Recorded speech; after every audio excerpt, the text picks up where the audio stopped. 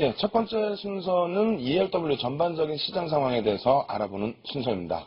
도움 말씀 주실 분은 대신증권 파생상품운용부의 박은정 대리 함께했습니다. 안녕하세요. 안녕하십니까? 예. 일단 시장 전체적인 흐름 자체가 7월 들어서는 굉장히 강한 그런 흐름을 나타내줬는데요. 외국인들의 여전한 현물 매수세 그리고 글로벌 증시의 강세에 더불어서 국내 증시 탄력을 많이 받았습니다. 과연 그렇다면 ELW 시장 전체적으로 어땠는지 전체적인 시장 개요부터 잡아보도록 하겠습니다. 일단 ELW 시장에 있어서는 거래대금도 사상 최대치를 넘기기도 했었고요. 네. 그래서 이제 거래소에서도 발표를 해줬는데 세계 2위 시장까지 올라섰다는 내용들. 네. 7월에 굵직굵직한 여러 가지 내용이 있었는데 네. 전반적인 7월 상황 그리고 7월 마지막 주의 흐름 좀 점검을 해주시기 바랍니다. 네. 이번 주 코스피 시장은 개인 투자자의 연이은 차익 실현 매물 출회에도 불구하고 외국인이 13일 연속 매수 우위를 보이면서 1550선을 가볍게 회복했습니다. 이러한 지수 상승 분위기 속에서의 한 주간 ELW 시장의 특징은 주식시장에서 상승을 주도했던 대형 IT 주를 비롯해서 은행주의 콜 상품과 8월 만기 얕은 내가격 지수형 ELW로 거래가 집중이 되면서 높은 수익률을 기록했습니다. 또한 11월 만기 지수형 ELW의 신규 상장이 두드러졌던 한 주였습니다. 네, 시장 상황에 맞게 ELW 시장도 움직인 것 같습니다. 시장의 상승을 이끌었던 대형 IT 그리고 은행주들 위주에서 거래가 좀 활발했다 이렇게 말씀을 해주셨는데요. 전반적인 거래대금 동향에 대해서도 질문을 드려보도록 하겠습니다. 일단 시장의 상황하고 어차피 계속해서 연동돼서 움직이는 폭이 항상 나오고 있는데 네. 그렇다면은 전체적인 거래대금의 동향은 또 어떻게 진행이 됐는지 네. 이 부분도 점검해 주시기 바랍니다. 네. 먼저 하루 거래대금 평균은 8,300억 원 수준으로 7월 중순서부터 비슷한 수준을 유지하고 있습니다. 주 초반 코스피 지수가 숨고르기 양상을 나타내면서 ELW 시장에서도 7,800억 원대로 거래 대금이 이제 줄어들기도 했지만 주 후반으로 갈수록 지수 상승에 무게가 실리면서 투자 심리가 살아나면서 다시 거래도 증가하는 모습을 보였습니다. 그러나 주 마지막 날이면서 7월 마지막 날인 금요일은 상승 분위기 속에서 장중 변동성 축소로 다시 거래 대금이 감소하는 모습을 보였습니다.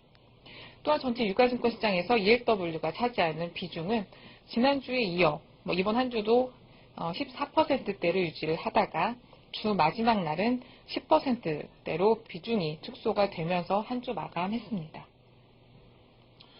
예, 20% 수준까지 올라섰던 거래대금 비중 그리고 1조를 훌쩍 넘겼었던 거래대금 자체가 7월 중순 이후엔 좀 줄어드는 그런 모습이었는데요. 과연 그렇다면 투자자별 수급 동향은 어땠는지 역시 질문 드려보도록 하겠습니다. 7월 달에 사실상 많은 기록들을 양산을 했는데 네. 중반 이후에는 조금 주춤거리는 모습인 것 같아요. 투자자별 동향에서 뭔가 바뀐 게 있는 것인지 투자자별 수급 동향도 좀 점검해 주시기 바랍니다. 네. 이번 주 투자자별 수급 동향은 지난주 대비해서 크게 변동된 사항은 없었습니다. 개인 투자자가 1일 평균 한 4,500억 원 거래를 하면서 전체 시장의 54%로 가장 높은 비중을 차지하고 있고요. 다음으로 LP가 포함되어 있는 기관 투자자가 3,700억 원으로 45%를 차지하고 외국인은 1%를 차지하며 거래가 됐습니다. 투자자별 수급 동향은 지수형 상품의 만기, 즉 선물 옵션 만기일 전후로 개인 투자자의 거래가 더욱 활발해지면서 비중이 증가하는 것을 제외하고는 개인, 기관, 외국인의 비중이 일정하게 유지가 되고 있습니다. 예, 잠시 동안에 기관들의 거래대금 비중이 증가하기도 했었는데요. 여전히 개인들의 거래대금 비중이 높다라는 것을 확인할 수 있었습니다.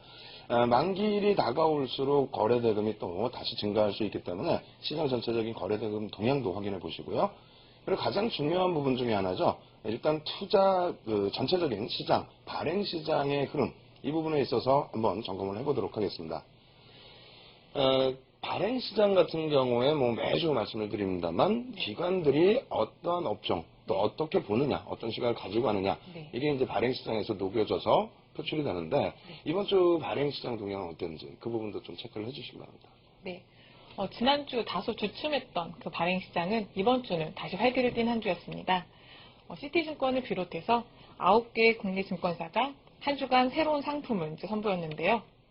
신규 발행 종목 수는 198 종목이고 최종 거래일이 도래된 종목은 30일 기준으로 개별 주식 ELW가 7종목으로 7월 31일 기준으로 지난주 대비해서 한 80여 종목이 증가한 총 3,131종목이 시장에 상장됨으로써 지난 6월에 이어서 이번 달 역시 다양한 투자 기회를 제공해 드리고자 그 발행 증권사의 적극적인 시장 참여가 이어지고 있습니다.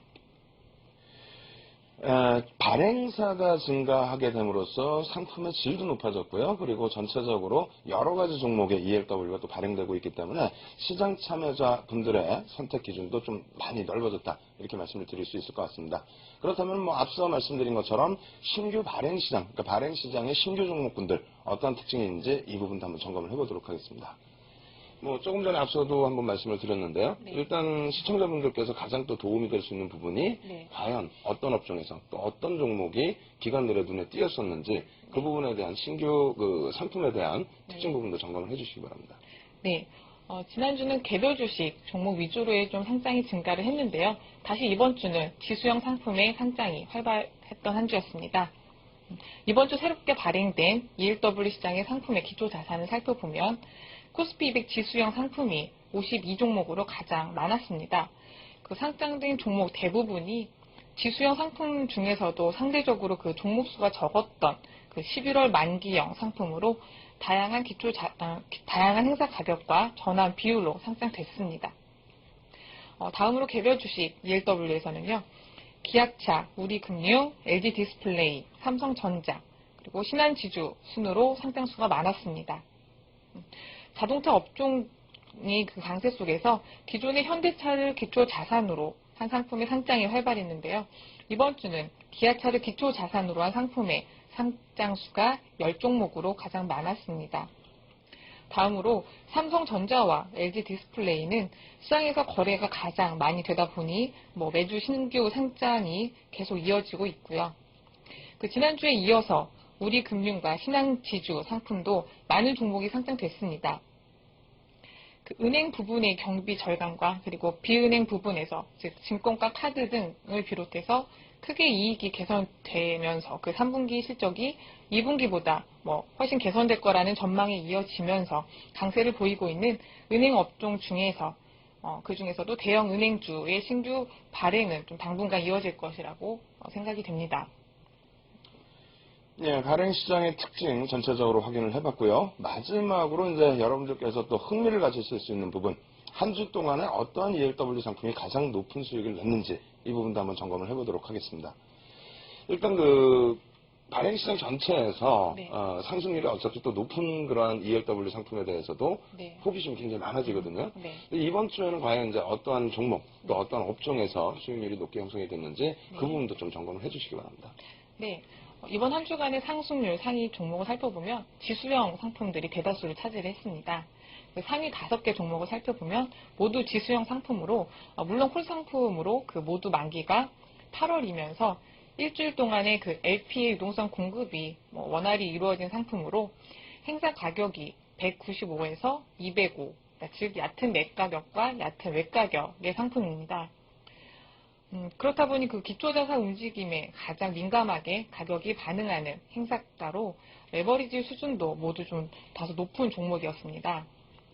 먼저 행사 가격이 200이면서 전환 비율이 100인 그 코스피 200 지수형 콜 상품이 한 주간 그 2,300만 주의 많은 거래량을 기록을 하면서 주간 수익률 156%를 기록을 하면서 가장 높은 수익률을 기록을 했습니다. 다음으로 이번 한 주간 그 어떤 기초 자산의 ELW 거래가 집중되었는지 살펴보면요. 먼저 그 주 후반으로 갈수록 지수형 상품의 비중이 증가를 했습니다. 특히 이번 한 주도 그 지수 상승의 무게가 실리면서 콜 비중이 60%로 풋상품에 비해서 월등히 좀 많았습니다. 그래서 풋과의 괴리가 좀 커지는 모습을 이어가고 있었는데요. 주 마지막 날은 상승 분위기가 더욱 강화되면서 그 풋의 비중이 크게 감소하기도 했습니다. 그 지난 6월 중순까지만 해도 콜과 풋의 비율이 거의 비슷한 수준으로 거래가 된 모습과는 확연히 좀 달라진 모습입니다. 마지막으로 그 개별 주식 ELW를 살펴보면요. 지난주에 이어서 하이닉스, 삼성전자, 그리고 LG 디스플레이로 대형 IT 종목군과 그리고 신한주주를 기초 자산으로 한 콜 상품의 거래가 활발했습니다. 하이닉스 반도체는 2분기 양호한 실적에 이어서 3분기에는 흑자 전환이 가능할 거라는 전망에 힘입어 그 주중반 연중 최고치를 기록을 하면서 ELW 시장에서도 역시 거래가 집중된 모습이었고요. 그 신한지주는 그 2분기 어닝 서프라이즈에다가 외국계 매수세가 유입되면서 금요일은 연중 최고치를 기록을 하면서 ELW 시장에서도 역시 높은 수익률과 거래가 집중되었던 한 주였습니다. 예, 이번 주 지수 상승이 월등히 높았기 때문에 상품별로의 수익률 기준에서는 지수 상품의 수익률이 두드러진 한 주였다고 볼 수 있겠고요. 종목별 기준에서는 역시 시장을 견인했던 IT주들과 그리고 대형 은행주들의 상승률이 돋보였던 그런 한 주였습니다. 특히 이제 개인 투자자분들께서의 선택 부분, 아무래도 이제 시장이 강하다 보니까 콜 상품에 이제 집중된 부분도 있습니다만 전체적인 시장 전망이라든가 또 ELW 시장에 대한 흐름을 잘 이해하셨기 때문이 아닌가 이렇게 생각이 됩니다. 성숙해지고 있는 ELW 시장에 대한 시장 분석 오늘 요만큼에서 마무리를 짓도록 하겠고요. 다음 주에 다시 시장 전망과 전략 부분 또 가지고 찾아뵙도록 하겠습니다. 지금까지 도움 말씀 주신 분은 대신증권의 박은정 대리였습니다. 네, 감사합니다. 감사합니다.